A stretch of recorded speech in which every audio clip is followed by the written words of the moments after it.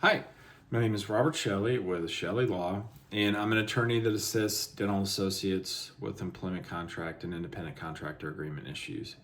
Uh, Today I'm going to talk about dental associate partnership and buy-in terms. So, what are some things to think about if you're a dental associate and the office that you're working with has maybe offered or at least potentially might offer a buy-in?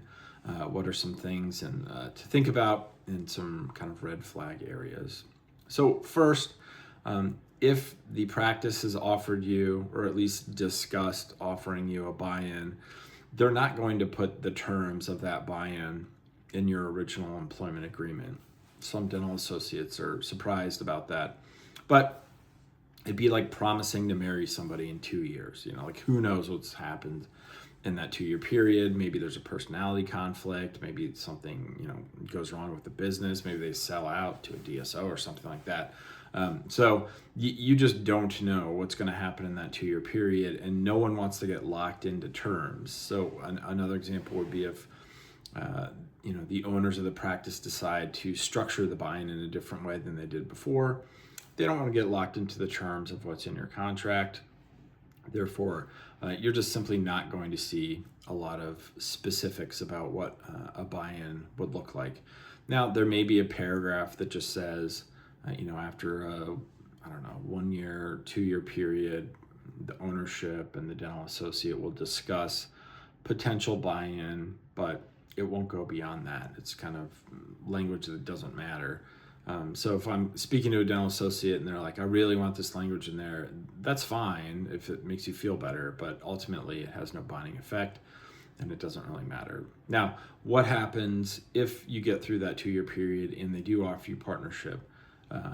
What will happen is usually, 60 to 90 days prior to the end of the 2 year term, you'll sit down with the owners of the practice and then they'll discuss the specific terms, meaning, is there a buy-in? Do you have to actually pay an amount of money to become an owner? Do they just offer it to you and get some kind of partnership or stake, into the business? And then talk about the financials of, well, what is the compensation after I become a partner? And then, what are my responsibilities? Maybe you have some new administrative responsibilities. There may be some new financial responsibilities. So you want to know all of the different, kind of ways that it's going to affect you.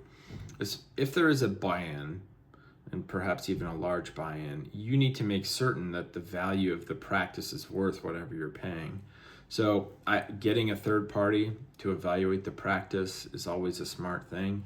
Making certain that you're not just paying some random amount for a small percentage of a dental practice. You simply want to avoid something like that. And then what are the buy-in terms? Meaning most dental associates don't have a couple $100,000 lying around. So are they is it a 3 year term? Is it a 5 year term where they can buy in? And in that scenario, usually they would just take a small percentage out of every paycheck, and then over the 5 year period you would have paid it all off. And then lastly, a thing to think about is what happens if you buy into the practice but then ultimately decide to leave at some point in the future. Will you get your money back? How is it valued? These are all things that should be discussed prior to signing any kind of partnership or shareholder agreement. The last kind of potential red flag, I find some practices will artificially depress the compensation of a dental associate in the first 2 years. Holding out partnership is kind of the carrot on the end of the stick. That's one thing that you shouldn't agree to.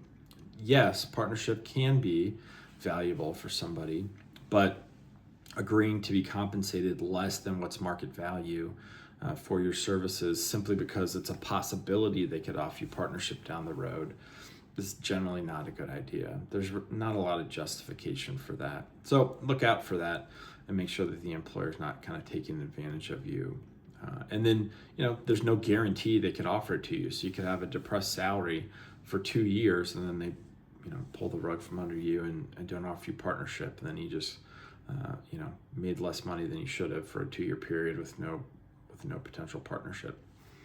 All right, that's a little bit about partnership and buy-in terms for dental associate. If you have any questions about your employment contract or independent contractor agreement, feel free to contact my law firm at the information listed below in the description. And I appreciate you watching the video. All right, take care.